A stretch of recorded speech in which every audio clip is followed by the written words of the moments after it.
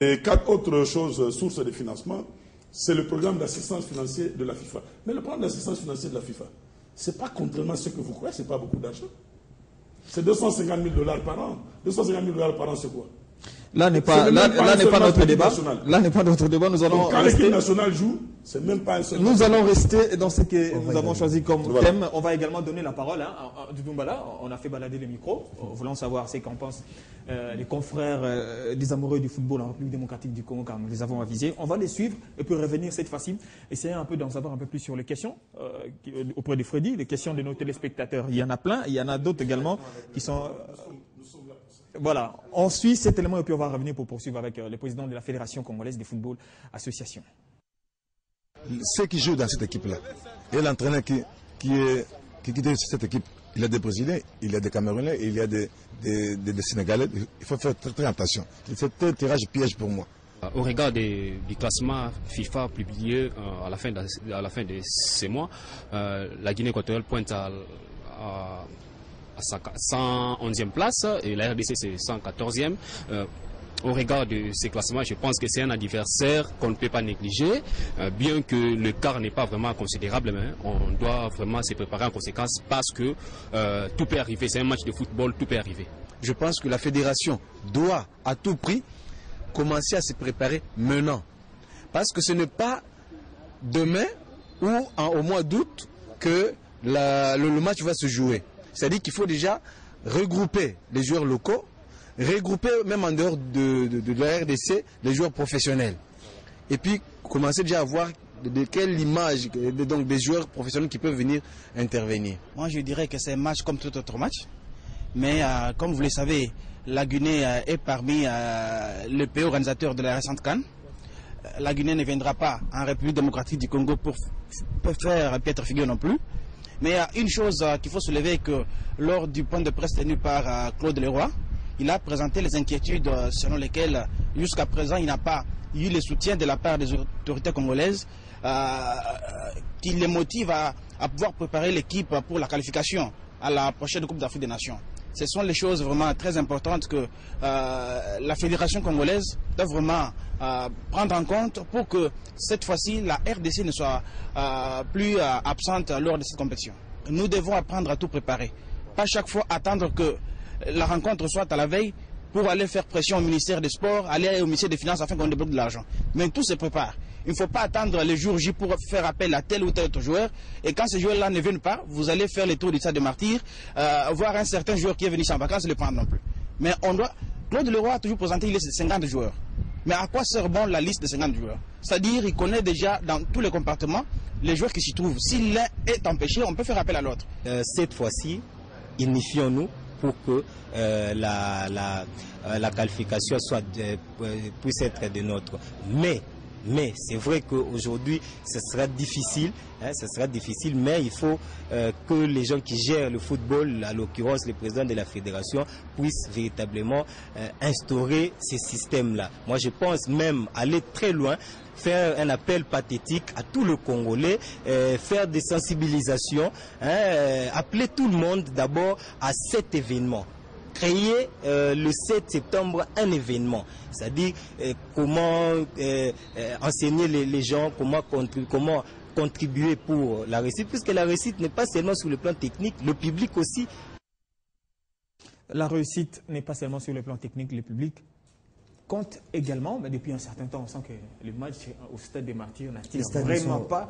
Ce n'est vraiment pas au niveau du match Afrique du Sud RDC, joué ici, moins encore du match RDC-Égypte. Personnellement, quand vous regardez tout ça, c'est peut-être quelle lecture? D'échec à répétition. Non, le manque de résultats. Non, c'est pas ça. C'est quoi? C'est moins le manque de résultats, c'est plutôt... c'est un état général, un état d'esprit.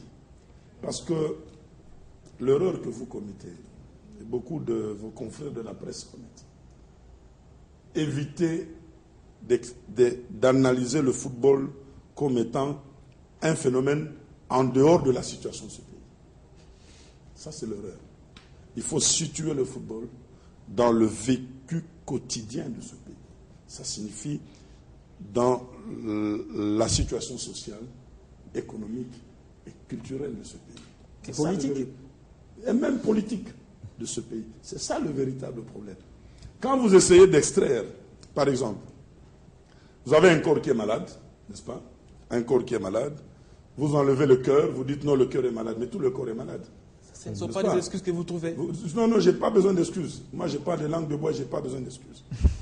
Je n'en ai pas besoin. Voilà, on va. Permettez, auquel cas je ne serai pas président de la fédération. Mais j'essaie de vous ramener. Vous justifiez. J'essaie de vous ramener sur la bonne approche pour que vous compreniez. Parce que quand on parle du football, on a l'impression que tout se passe très bien dans ce pays, sauf le football. Et vous oubliez une chose. Football égale argent, monsieur. Oui ou non? Puisque vous êtes des grands journalistes sportifs. Quand on parle de Real de Madrid, qu'est-ce qu'on dit? Club à quoi? À gros budget. N'est-ce pas? Barcelone, club à gros budget. Dernièrement, on parlait de Lille. PSG. Dernièrement, on parlait de Lille. Manchester On City. disait Lille, comment un club à petit budget va rencontrer les Manchester? Parce que 35 millions d'euros. On parle de Manchester. Aujourd'hui, on commence à parler de Paris Saint-Germain comme club à gros budget. Mais quel est le budget de votre équipe nationale? Vous ne vous posez même pas de questions. Vous ne vous posez même pas de questions. Justement pour dire Ou que le football est malade. une équipe nationale qui n'a pas 5 millions, même 5 millions de dollars par an, et vous pensez qu'il faut faire des miracles. Alors, C'est ça. alors quel est votre rôle? Quel est votre rôle? Chers amis, Je voudrais dire quelle est la... une économie doit générer. Quel est mon rôle? Oui.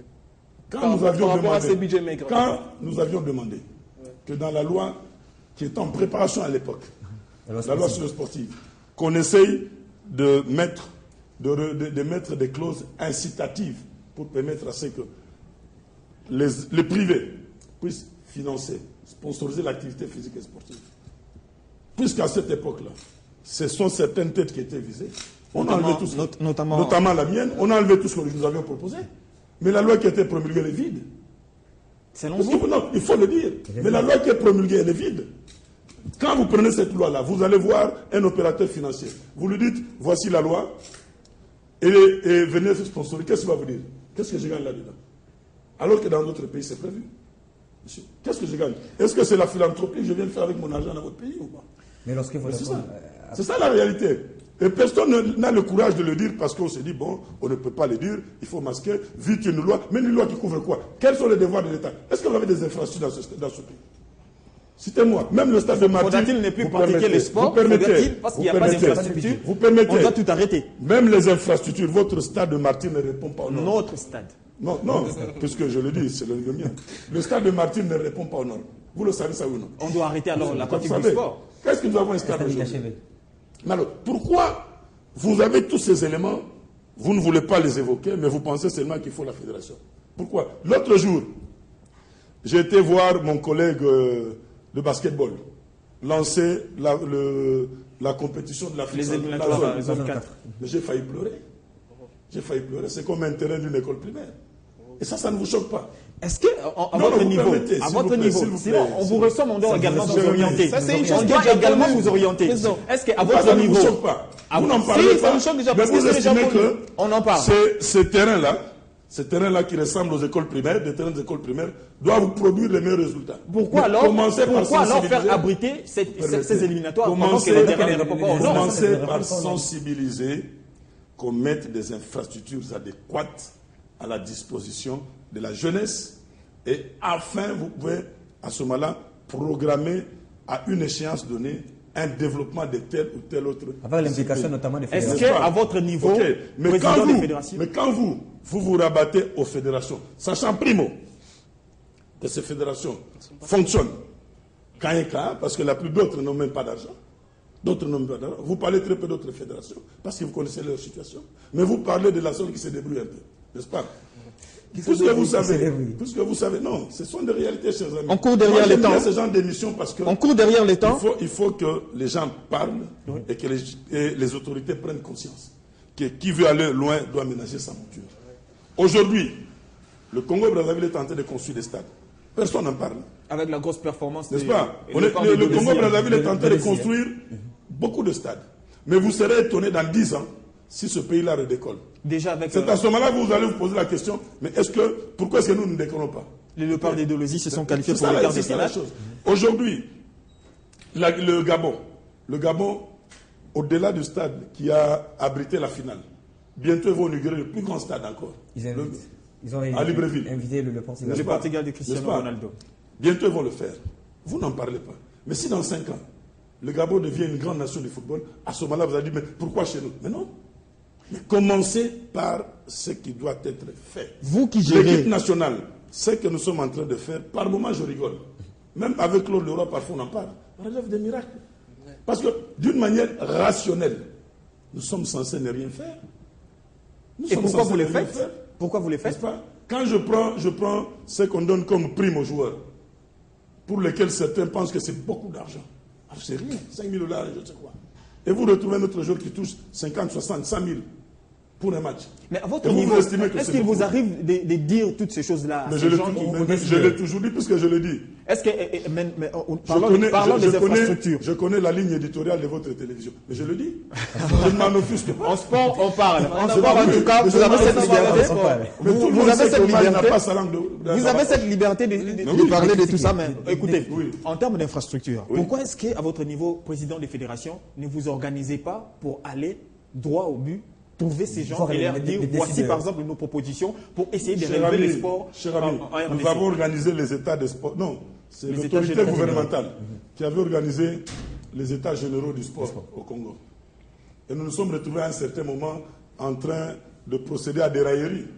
Quand on posait la question au chef de division, piste pour la marche en état de délabrement très avancé. Ceci, cela, il n'y en a pas. Ceci, cela, il n'y en a pas. Telle infrastructure, piscine olympique, il n'y en a pas. Ceci, cela, il n'y en a pas. Quelle était la conclusion? Toutes les autorités savent que dans ce pays, on a besoin des infrastructures.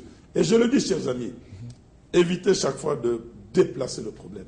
Le football, ce n'est pas une génération spontanée. Ce n'est pas une génération spontanée. Aujourd'hui, tout est devenu science. Tout doit se préparer.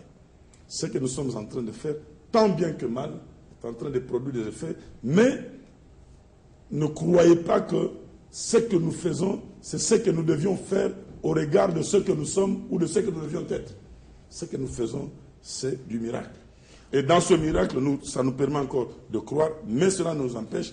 Il est grand temps que nous puissions nous investir. Mais le comble, c'est que vous voulez toujours demeurer dans cette théorie du miracle, alors que vous êtes, par exemple, on vous appelle l'homme moderne, alors que vous n'êtes pas dans les méthodes modernes. Le modernisme ne vous accompagne pas en termes de... Chers amis, quand il m'a été donné la possibilité de faire quelque chose pour ce pays, moi et les membres de mon comité exécutif, nous l'avions fait. On déplore, vous permettez, le jour où nos filles devaient jouer contre l'Égypte, les filles, souvenez-vous, contre l'Égypte au stade de Martyrs. Les filles égyptiennes sont allées s'entraîner sur le stade de Martyrs, sur l'aire de jeu du stade de Martyrs. On a trouvé des termitières. Et la femme égyptienne s'est mise à crier, nous étions là, nous étions choqués. Le lendemain, j'ai pris mon avion, je suis allé à la FIFA pour dire, de grâce, donnez-moi un financement d'un gazon synthétique que je mette dans ce stade, en attendant le jour où nous aurons de l'argent pour avoir un stade, 2 ou 3 ou 4 terrains. Le financement dont on vous reproche quelquefois de mes gestions. Qu'est-ce que vous appelez mes gestions? Excusez-moi un peu le terme, qu'est-ce que vous appelez mes gestions? Le financement, vous pensez vraiment... Est-ce que vous connaissez les mécanismes d'implantation des gazons synthétiques? Vous croyez que c'est nous qui gérons cet argent? Les fonds sont gérés par la FIFA. Vous réclamez d'avoir... Si vous ne le saviez pas, les fonds sont gérés automatiquement par la FIFA. La passation des marchés, c'est la FIFA. N'est-ce pas? L'appel d'offres, c'est la FIFA. Nous, c'est un ouvrage clé en main. Pour votre information. Voilà, on va atterrir. Monsieur le Président de la Fédération, on va atterrir avec notamment les questions des téléspectateurs et les questions auxquelles vous allez répondre tout à l'heure. Sinon, soyez... bref, je dirais, pas trop explicatif. On va essayer, parce qu'on n'a plus assez de temps, vraiment. Il y a d'abord, Fodi, essaie de voir de ton côté. Moi, je commence d'abord par cette question. Quelle stratégie adopter pour les matchs contre la Guinée équatoriale en tant que fédération? Vous pensez que la stratégie, je dois l'annoncer sur une chaîne de télévision qui est captée à travers le monde? C'est une question d'un téléspectateur. Ok, dites-toi à ce téléspectateur. Peut-être sur le plan logistique. Non. Dites à ce monsieur que tout le programme, l'entraîneur nous a déposé le programme.